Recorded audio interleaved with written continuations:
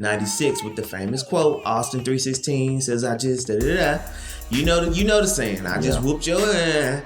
But it, to me, because I remember watching Raw and watching the free-for-alls and all that would be before the pay-per-views and just watching the cut promos, you could tell like each time he was just slowly throwing in more curse words and being more risque. The whole thing with Brian Pillman and the gun and all that, like he was just, the character was changing, but he had, just like any good hero or anti-hero, the protagonist needs a good antagonist. And of course, Stone Cold despised Bret Hart. Which Bret Hart at that time was the epitome of everything good still. He was the Eat Your Vitamins, Say Your Prayers character, but with a different veil on it. He did it to where it was still cool, but it wasn't lame. It was like somewhere in between. But of course, Stone Cold hated Bret. Bret Hart hated Stone Cold. And the rivalry kicked up, back and forth, pay-per-view matches, brings us to WrestleMania 13. And this is when, you know, they've been back and forth. The build to this match was epic to me. And to me, this was the match of the card. I mean, this is the same match they got Taker versus Sid for the title. I don't want to talk about that. This was the match of the card. And just the emotion that they were able to pull out of everybody. You had Kim Shamrock as the special guest referee. They were able to take you on this ride. And the imagery of Stone Cold bleeding out as he's in the sharpshooter.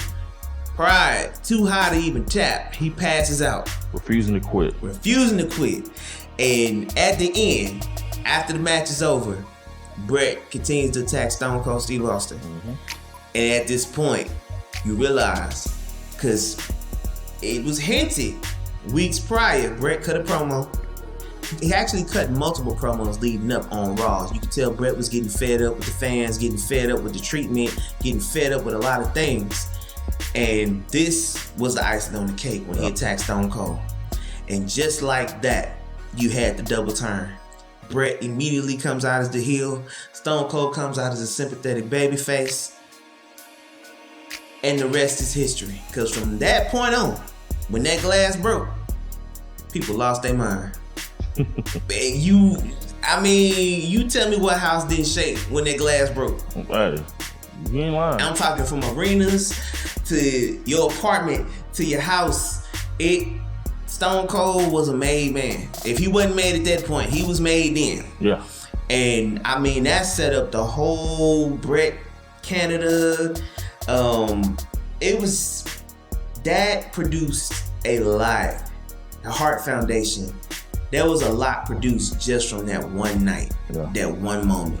And I think if it hadn't been for Bret Hart versus Stone Cold, I don't think either one of their careers would have went in the direction that they ended up going. Now, Stone Cold's story is a lot more exciting than Bret's, unfortunately, because Bret ends up going to WCW. We're going to start number 2. It's going to get more exciting for Bret, too. In a way. I mean, kind of go down here, but it was still exciting. I mean, it's exciting. Don't get me wrong. Well, I mean, as far as longevity. Longevity. Sadly, Bret's didn't last as long as we would liked it to. But Bret had been wrestling since like the mid 80s. But yeah, that's our number 3, man. The double turn, Bret and Stone Cold. You know, people tend to forget about that and how important that moment was for both those characters. Because at that point in '97, Bret was still a main character on Raw. Which brings me to number 2. Vince screws Bret. Or in Vince's words, Bret screwed Bret. You know, over the years, I've always been on Bret's side on this. But as I got older, and I'm in management, I guess, I'm actually more on Vince's side. Really? Yeah, because this is the thing, this is the deal. Now, Vince was stupid in the way he did business back then, so earlier in the year, WCW was trying to get Bret. Like, I heard this on like Bischoff's podcast. I heard it from Bret Hart. Heard it from other various people. So they was trying to get Bret.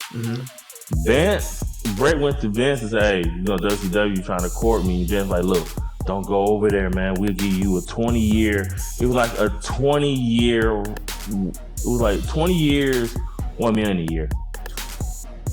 That's ridiculous. And so when you start wrestling, you'll be an ambassador for us, and you know, blah blah blah blah blah.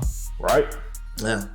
So that was early in the year. So come September, October, Vince is like, okay, I gotta free up some money.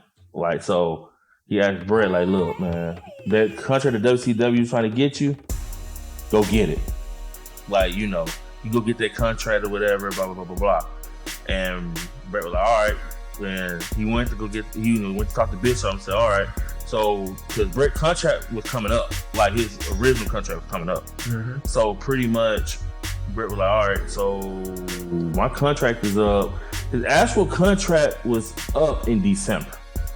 Oh. Well, people don't know. Everybody thought it was November. No, it was up like a week after Survivor Series. Dang, I didn't know that. Mm-hmm. So Vince is like, so instead of Vince, this is the thing with Vince. Instead of him saying, like, he said he knew in August that he ain't gonna be able to, you know, afford Brett. Why didn't you just take the title off of him in August? Exactly. Why did you wait until October and say, "Oh yeah, man, go get that from Bischoff"? And so what happened is Vince said, "Go get the contract from Bischoff." Bret Hart went over there and said, "Yeah, we got a deal." And Vince was like, "Well, yeah, I'm gonna need you to drop this title to Shawn." And Bret's like, "I ain't doing that." You know what though? He kind of stuck himself though, because Vince should have never put the belt on Bret. Because remember, Bret took it from the Undertaker. I get it, but I would have. Once I knew that, okay, man, we ain't gonna be able to afford Bret. I would have went to Bret in like August, been like, hey, wherever September. I think September Bad Blood. I don't remember. September was Bad Blood. I would have took the title off of SummerSlam. I would have took the belt off of Bret at Bad Blood. I would have had like Undertaker somebody do it. But that was Hell in a Cell. I know, but somebody else would have done it. Somebody else would have had that title, getting the title off of Bret before Survivor Series. We wouldn't have made it to Montreal with Bret Hart as my champion. Is what I'm saying. Yeah, like it wouldn't have made it that far. You had September, October to get that belt off of Bret. They was working all this stuff in September and October. Yeah, they stuck this up in a way. So it's stupid to me because it all could have got avoided if you take the title off of Bret. Way before Montreal. And that was Bret's thing. Well, I'm not losing the title in Canada. But, you know, the thing is, I'm hearing conflicting stories about that, though. And I don't know if it's just Bret telling the conflicting stories or what. Because, you know, I'm not losing the title in Montreal is what we've always been told. Yeah. But I've also heard another viewpoint of Bret in an interview saying that he wasn't ashamed to lose to anybody. I don't think he wanted to lose Shawn Michaels. He wanted to lose Shawn because Shawn told him, because Bret basically told him he would do the job and he was safe in the ring with him and all that. And Shawn was like, I appreciate that, but I wouldn't do the same for you. Yeah. So being disrespected, yeah, that's what hit Bret the wrong. Because he already said it wasn't about losing the belt. It was about who he had to lose to. Yeah, I mean, I know it was Montreal and it's the Shawn Michaels too, but that's what I'm saying. I would have had Bret lose that belt to like the Taker. Man, we could take Hell in a Cell. We doing something. That's true. Like I would have had Taker winning back on the Raw or something. Because he was older than me. I think Bad Blood was in October. I don't think it was in September. Was Bad Blood in October? I thought it was in October. Bad Blood actually was in October. So September, we could have did some Bad Blood. Like, I don't know. We could have did something. Well, what I'm saying is, from the time I realized in August that, okay, I can't afford Bret's contract in August, plans would have been taken to get that belt off of him in September or October. Yeah. It wouldn't have made it to Survivor Series. Survivor Series, he wouldn't have been in the main event. Yeah. That's what I'm saying. Yeah, he kind of painted himself into a corner. But that incident changed wrestling and WWF and Bret Hart and WCW.